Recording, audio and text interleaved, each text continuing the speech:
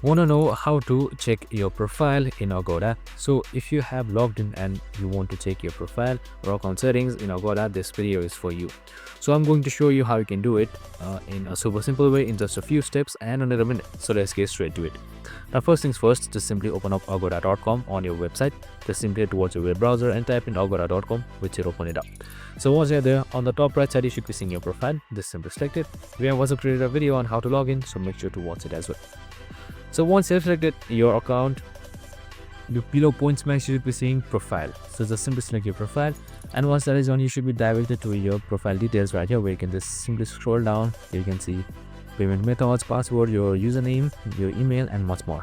And that's it. Super simple and easy. You can also see more on the left side as well. That is your reviews, property messages, and much more. I hope this video helped. If it did, make sure to like, subscribe, and tune in with us for more of these videos. Have a good day and see you in the next one.